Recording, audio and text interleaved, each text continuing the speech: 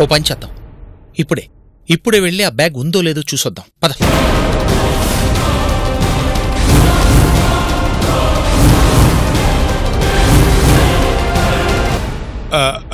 ఇప్పుడు అక్కడికెందుకులే అయ్యా? ఎందుకేమిటి? అతను తీసుకున్నాడో లేదో మనకు కన్ఫర్మేషన్ కావాలి కదా. ఉండదు బాబు. ఉండదా? వాడి గురించి మనకి తెలియదనుకుంటుంటాడు కదా. వాడు ఎక్కడికి పోలేడు కోటయ్య, మనకి దొరికిపోయాడు.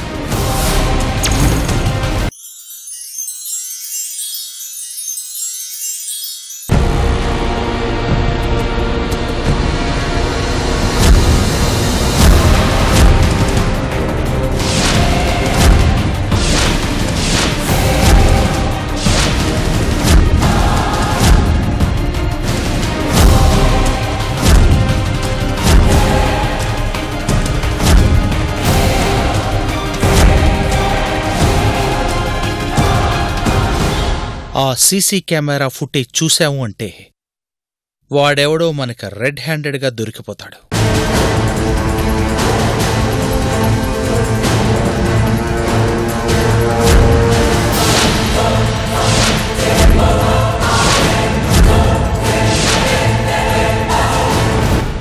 వాడు దొరికిపోవాలి అనుకున్నాం, కానీ మరీ ఇంత ఈజీగా దొరికిపోతాడనుకోలేదు.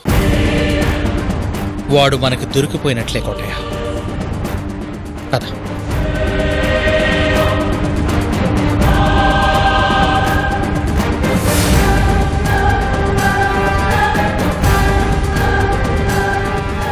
అయిపోయింది. ఆ పని చేసింది నేనే అని అయ్యగారికి తెలిసిపోతుంది. ఈరోజు అయ్యగారి చేతిలో నా చావు తప్పదు.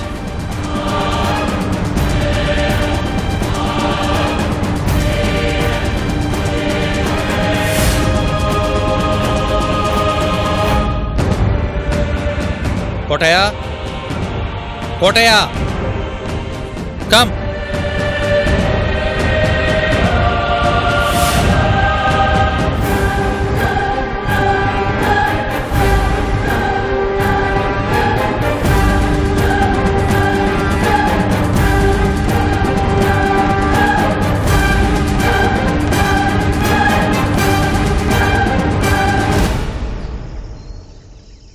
మాధురి, మాధురి,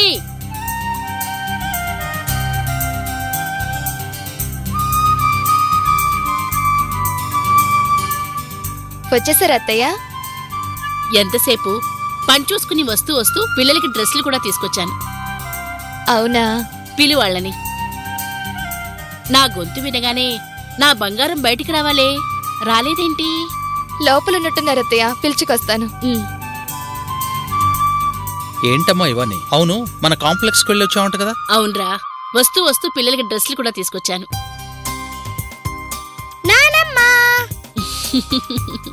ఈ నాన్నమ్మ నీకోసం ఏం తెచ్చిందో చూడు. ఇదిగో. హే, భలే ఉంది. ఈ కలర్ అంటే నాకు చాలా ఇష్టం నానమ్మ. Thank you.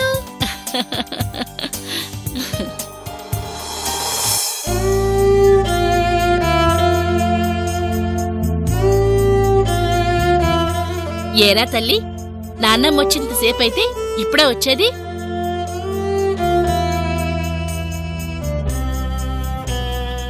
ఇదిగో, ఇది నీకోసం.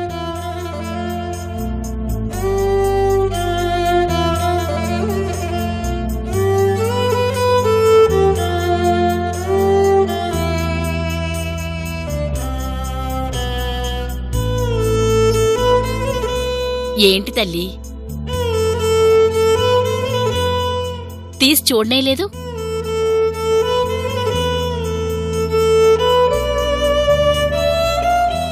చూడు.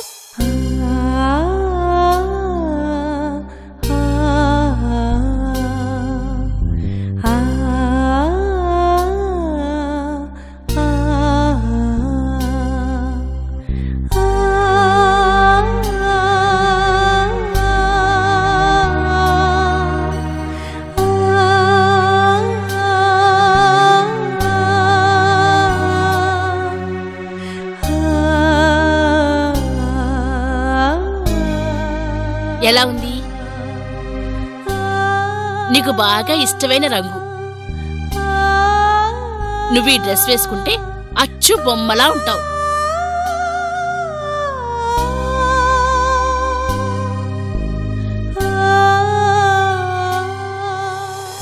ఆ కలర్ అంటే నాకు కూడా చాలా ఇష్టం నానమ్మా.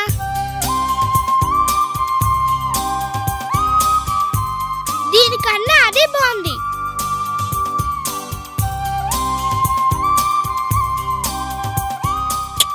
సంధ్య, రాను రాను నీకు గొంతెమ్మ కోరికలు ఎక్కువయ్యాయి. చూసిందలా కావాలంటున్నావు.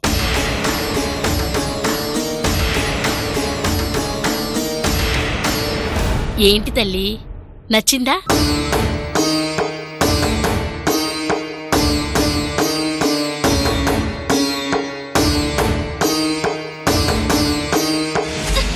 నాకు ఈ డ్రెస్ నచ్చలేదు.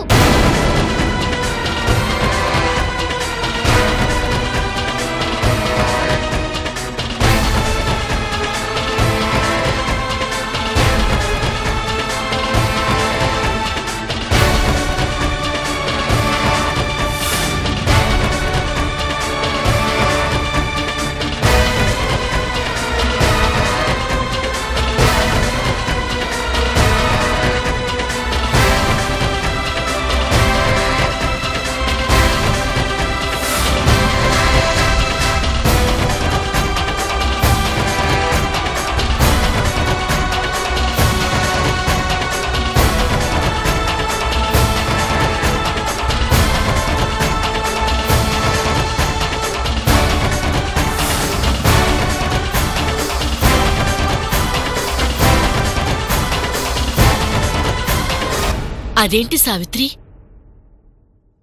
ఆ రంగు నీకు చాలా ఇష్టం కదా?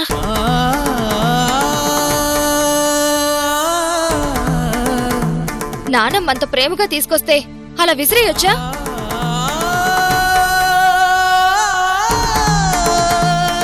అసలు చేతిలో ఉన్న వస్తువులు విసిరేయడం కొత్తగా ఈ అలవాటేంటమ్మా? నాకు నచ్చలేదు, పడేశాను.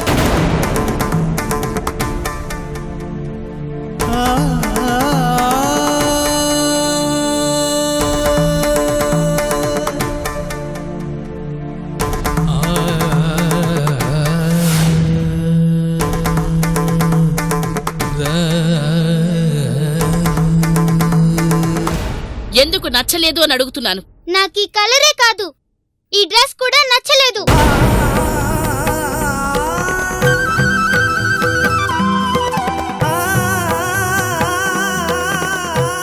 ఆ డ్రెస్ నాకొద్దు.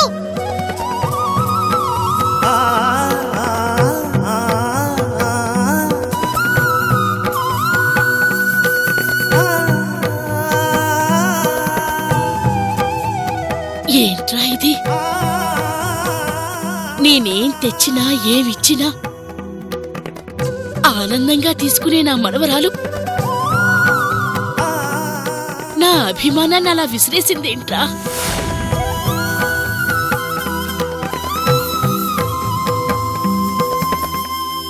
ఇంతప్పటినుంచి దానికి ఏమిష్టమో ఏమిష్టం లేదో నాకు తెలుసు.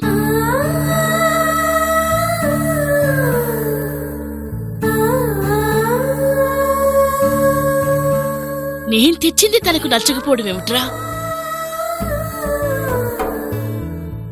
నాన్నమ్మ బాధపడుతుంది అని కూడా ఆలోచించకుండా అలా విసిరేయడమేంటి?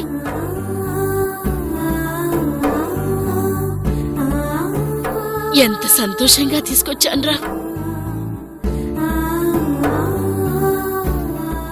ఇలా బాధపడాల్సి వస్తుందనుకోలేదు.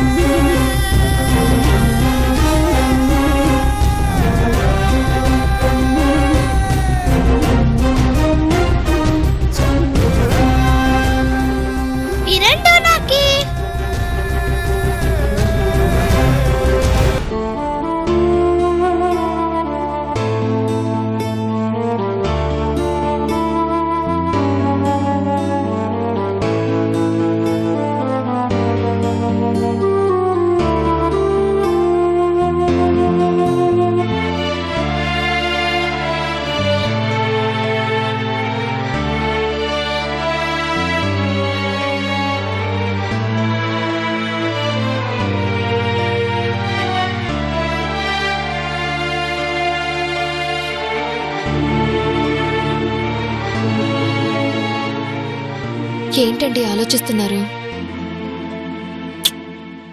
ఏమీ లేదు. అంటే మీరు ఆలోచించేది జరిగిన దాని గురించి కాదన్నమాట. ఏం జరిగింది?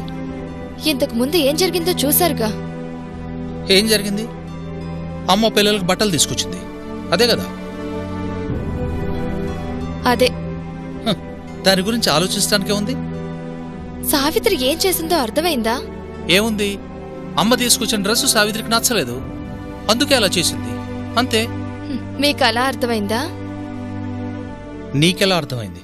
సావిత్రి నిన్నటి నుంచి అదోలా ఉందండి. మనిషిలో మాటలో చాలా తేడా కనిపిస్తుంది. నాకు అలా ఏమీ అనిపించడం లేదు. లేదండి, తన ప్రవర్తన పూర్తిగా మారిపోయింది. చూడు, చిన్నపిల్లలు వయసు పెరిగే కొద్దీ రకరకాలుగా ప్రవర్తిస్తుంటారు. దాని గురించి మారిపోయింది అని పెద్ద పదాలు ఎందుకు? లేదండి, నాకెందుకో తనకి నిజం తెలిసిందేమో అనిపిస్తుంది.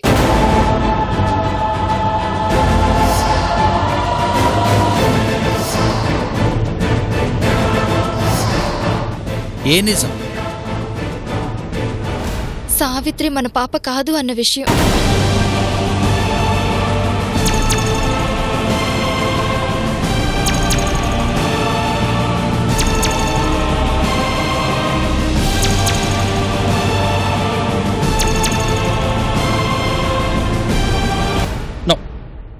నో, ఎటువంటి పరిస్థితులను పాపకు తెలీదు. తెలియటానికి ఛాన్సే లేదు. లేదండి, తన మాటల్లో ఆ బాధ కనిపిస్తుంది, తన ప్రవర్తనలో ఆ దూరం కనిపిస్తుంది. లేదు మాత్రం,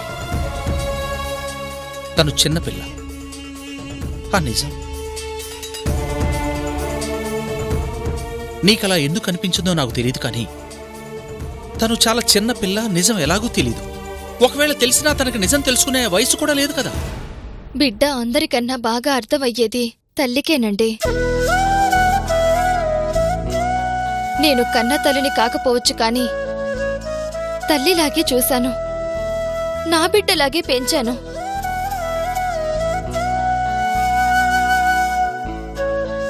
తన కళ్లల్లో తడి తనకేదో అర్థమయ్యింది అని చెబుతోందండి. నాకెందుకో డౌట్గానే ఉంది.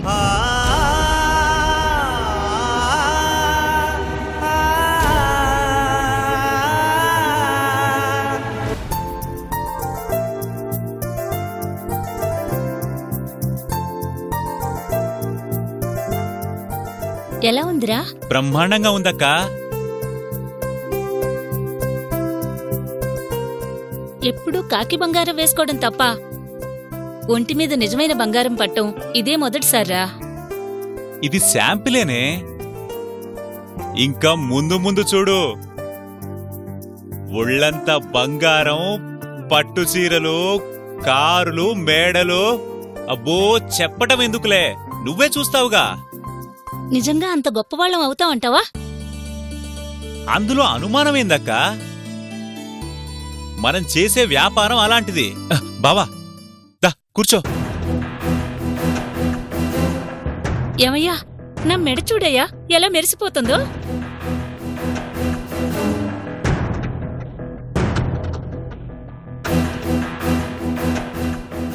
ఏందయ్యా, మెడ మెరిసిపోతుంది చూడమంటే ఏం పట్టించుకోవట్లేదు? అక్కా, నీకు తెచ్చి బావకు తేలేదనుకుంటున్నాడేమో.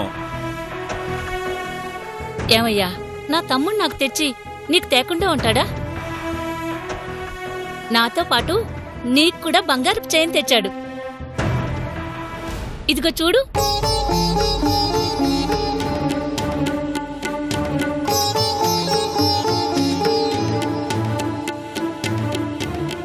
ఇదిగో మెళ్ళో వేసుకో అయ్యా.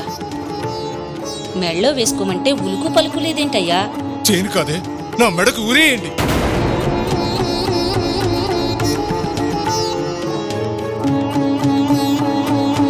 అదేంటి బావా, ప్రేమగా చైన్ తెస్తే అంత మాటంటావు?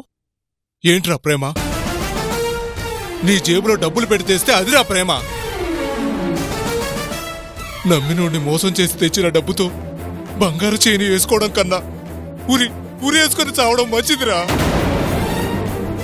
నీ బెదిరింపులకు భయపడి అన్నం పెట్టిన అయ్యగారినే మోసం చేశారు. నమ్మిన వాళ్ళకి ద్రోహం చేస్తే ఆ పాపం ఊరికే పోద్దా? తెల్లవాడితే మన బతుకులు బజారు పాలవుతున్నాయిరా. ఏమైందయ్యా? మన బతుకు బజార్న పడ్డవేంది? అయ్యగారిని బెదిరించి డబ్బులు పెట్టమన్న చోట కెమెరాలున్నాయా? కెమెరాలున్నాయి.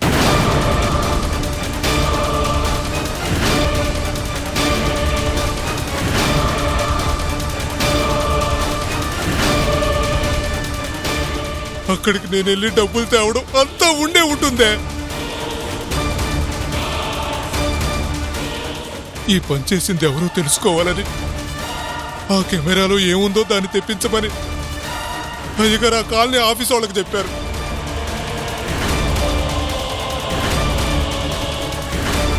రేపు వాళ్ళని తెచ్చి చూస్తారు. అందులో ఉన్నది అయ్యగారి కంట పట్టం ఖాయం. ఇన్నేళ్లు ఆయన నా మీద పెంచుకున్న నమ్మకం నాశనం అయిపోతుంది.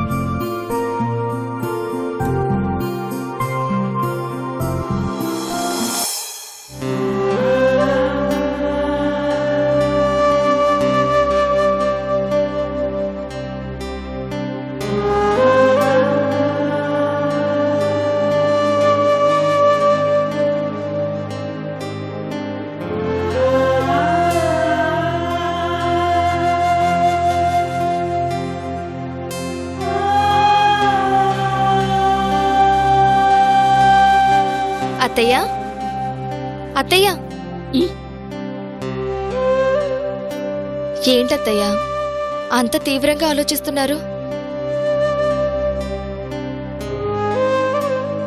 ఏమైంది మాధురి నా బంగారానికి? ఎందుకలా ప్రవర్తిస్తోంది?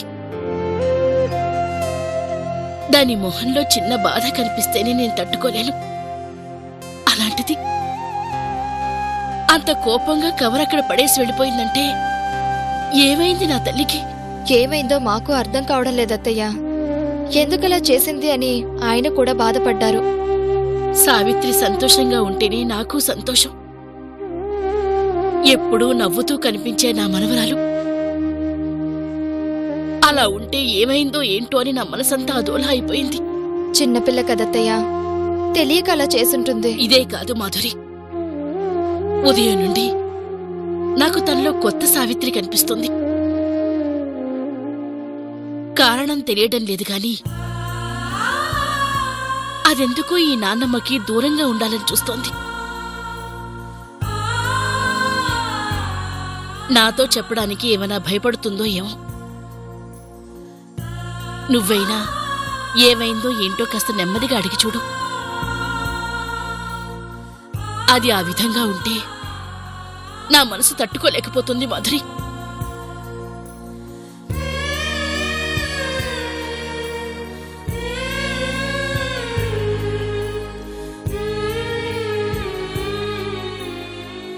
చచ చిన్న విషయానికే మనం అనవసరంగా కంగారు పడుతున్నట్టున్నాం. నేను తెచ్చిన ఒక వస్తువు నచ్చలేదంది గాని నేను నచ్చలేదు అనలేదు కదా.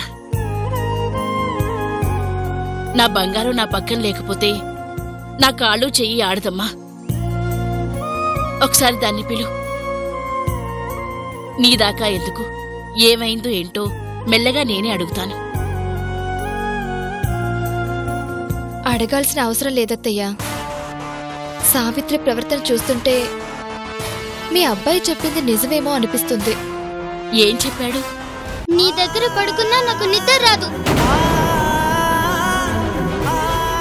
రోజు నానమ్మ దగ్గరే కదమ్మా పడుకుంటావు. నేనింక పడుకోను.